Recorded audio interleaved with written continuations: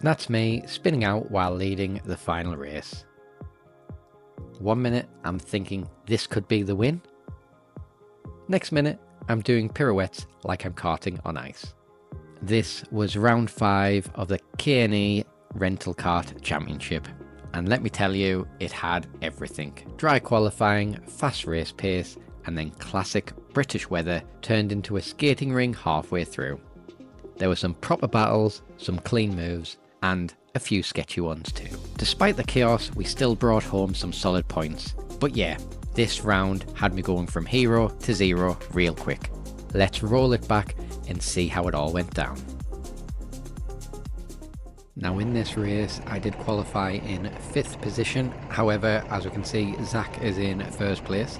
Shock as normal, he actually broke the lap record today, so absolutely well done him. So the track this morning was actually in pretty good condition. We do get a pretty good start. We can see Penfold just getting pushed a little bit out by Dan in front, and Dan is getting pushed a little bit out by Zach. So we do manage to get up to 3rd position by the first corner, which isn't too bad. As we know, we're not the fastest, but we can definitely see if we can keep them behind us. And how Karting North East works, you go straight from qualifying into race 1, so we're in the exact same karts as we qualified. However, that does change for the final, where if you are in 1st place for race 1, you will get whoever finished in last place for the next race.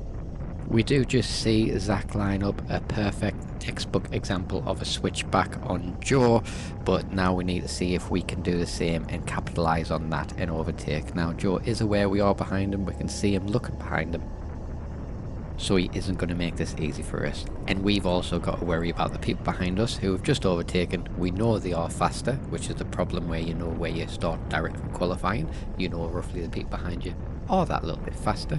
However, we need to make sure when we make that move that they can't follow through or capitalise on an overtake on me either.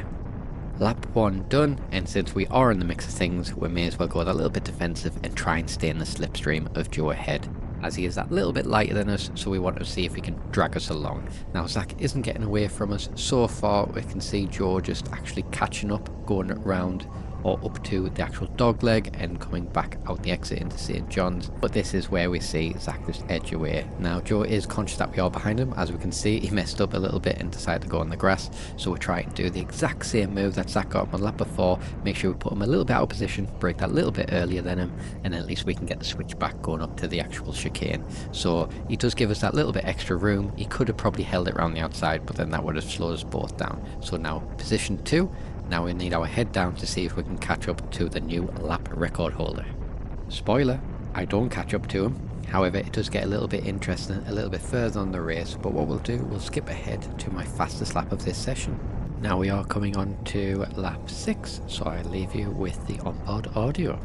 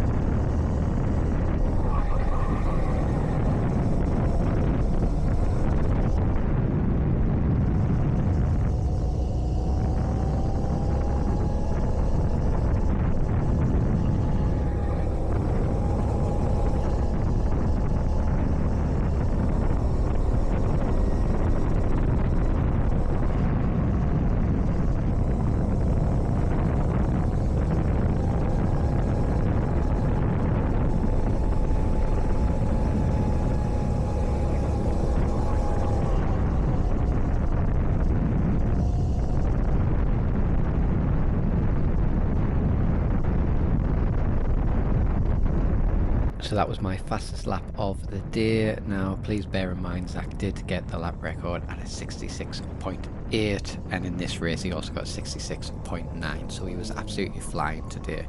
However, the weather does do a little bit of a change. If you do look in the background, there is some black clouds certainly on its way. So we will just jump to lap 10. As you can see, I am going defensive down the straight. Give my thumbs up there because someone is definitely on my bumper giving me a little push. Now I can see there is some droplets on my visor, something I wasn't expecting. Went wide in the dog leg, which has allowed some room for Penfold to get through, and also Dan tries to make his way as well, but I managed to hold it around the outside.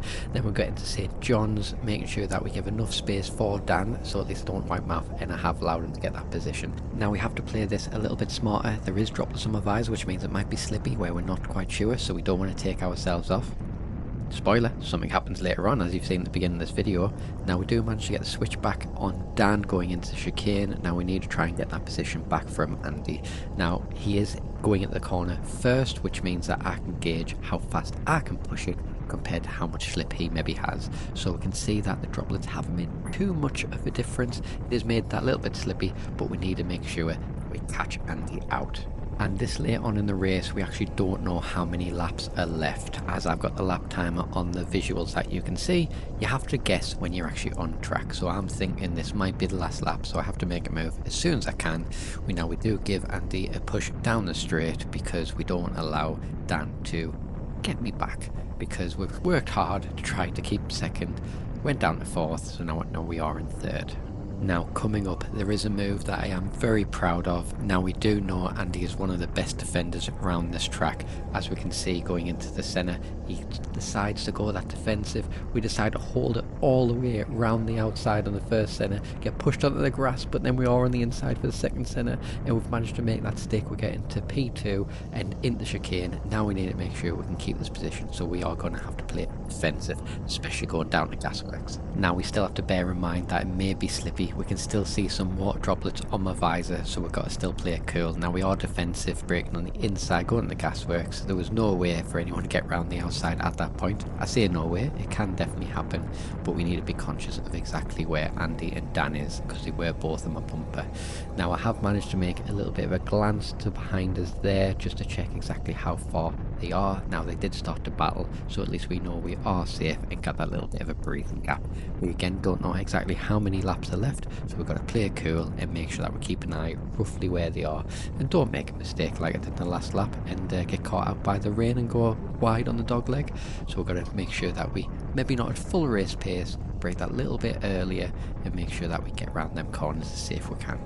Now lucky for me, nothing extra happens, so we do manage to secure P2 in this race, which means we are in second position, ready for the final. So we can see what we can make of that, and it is that little bit wet to start off with. If you have made it this far through the video, I want to say thank you very much for every one of you. We have reached that milestone of 1,000 subscribers, so thank you very much, and let's get on with race 2. As you can see, the floor looks a little bit damp and a little bit dry in places, so the heavyweights have just came in, so we have a little idea of where the grip was. We do one roll lap to get to our grid positions, but it is definitely slippy. Now, as we watch the lights, we need to make sure we get a good getaway, because if anything, we can maybe keep Zach behind us. Now, we do get a flyer of a lap. We actually look behind, and there's no point even trying to push him close to the inside the track. So we managed to keep around the outside, which is where you want to roughly be in when it's a bit wet, damp conditions. But we can see here we're able to hook in, so it's not as wet as we think. Also, if any of the track marshals are watching, I'm sorry for going over the curbs on this first lap. It was not intentional, so I'll not do it again. And you can slap my wrists, so I'm sorry. But first few corners, and it's all looking good. We're still in first position. We have a little bit of a gap from the people behind us. However, since we are in the lead, we are the first person to the corner to try and find where the grip is, and they can see where they can go faster than me to try and catch it up. And that's exactly what happened. So you will see me just trying a little bit different lines, going a little bit tighter, just to see if I can get away with going that little bit faster. Now this is one of my favourite sort of track conditions, where it's just been rain, it's drying up and it's ever adapting. But if you leave a comment down below of what exactly your favourite condition is, some people don't even like the wet at all, or prefer full wet or full dry, but leave your comments down below. Now the first lap is nearly done and we managed to secure that first position. However, the others aren't too far behind, and I can safely say make sure you do stay tuned, because something definitely happens and I'm not proud of it, but we'll see exactly what happens in a bit. So with the first lap also done, there is a little bit more heat in the tyres, so we do try and push it that little bit round corners. As we can see, sometimes messing it up, going a little bit wide when we don't mean to, and we can see the steering in this one compared to the first race is a lot more aggressive, a lot more movement. And all that steering is just to make sure we can get heat into the tyres, because the hotter the tyres can be able to disperse the actual water from that and also try to grip onto the track. In rental karting, like the stuff I race in now, we run slick tyres no matter the weather.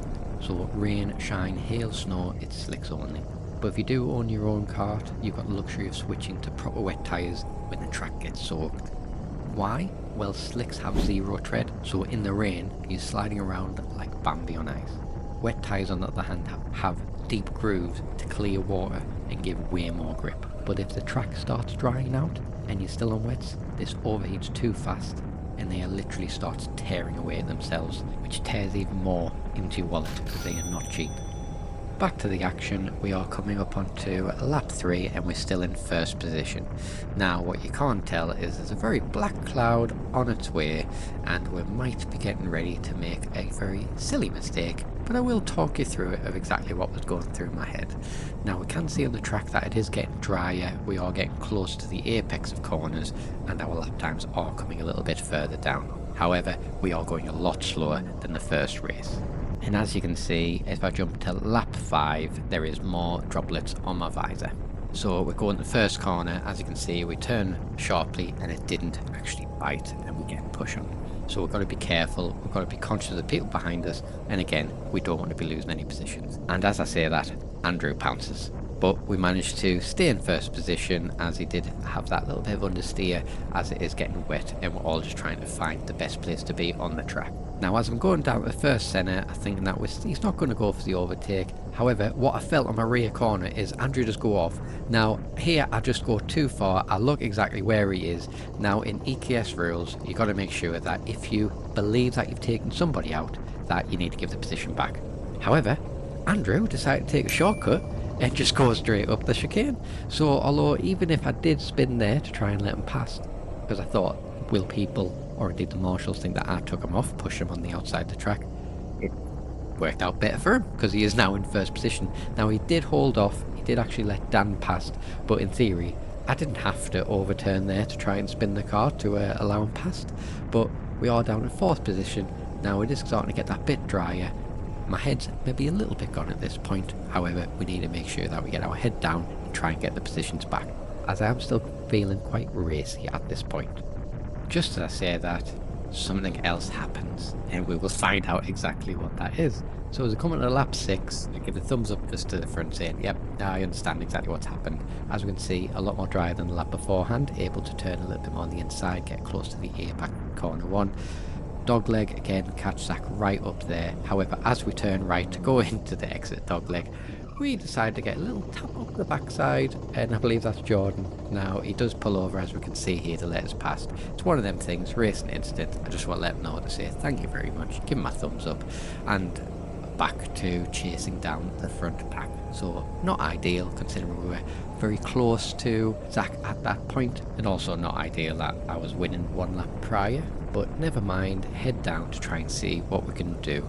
Now it is getting dry again, the droplets have started to stop, so at least we could go for the dry line pretty much everywhere now. Now as we get back onto the race, if we look ahead we can see how far first and second are away, as well as how far Zach has got away from us as well, as it is looking like Zach can possibly even win this, catch them up, because we are only halfway through. We're only on lap 6 out of 10 at this point, as it's longer lap times with it being wet, which is why it's not as many laps as race 1. However, it is drying out, so our lap times are coming down. Now as we are getting onto the straight, I just want you to take note of exactly how far away Zach is compared to me, considering first place and second place are a little bit further up the road, and as I skip ahead we'll just see how far we've brought that down. So as you can see, we are still in 4th place and we are coming on to our last lap. Now we were lapping a little bit faster than Zach, but as you can see, even just a 10th, a 2/10th, actually over the space of 3 laps, doesn't really look too much on the straight. However, we were putting in some decent lap times on these last few laps as it is starting to dry out. However, I let myself down. It should have really been a win, or at least a top 3 in this one, battling with Penfold and Dan, and even Zach maybe got into the mix as well, because we would have been slowing each other up. But never mind, we still did pretty good on points today. We are still second in this championship, but there's still plenty more rounds to go to see what we can do. Now, the winner of this championship will get a fully paid round of VPEC for the Warden Law round, so that is the top 3. So you would think Zach's definitely going to get first position in this one, so he should be in that lineup. However, second place and third place is still up for grabs. Now, if you have made it this far in the video, thank you very much. Please do consider subscribing to the channel and give it a big thumbs up at the bottom, as it does help this channel grow. Keep an eye out for the raw footage, which I will post within the next week of this going live. But thank you very much for watching, and I'll see you on the track next time.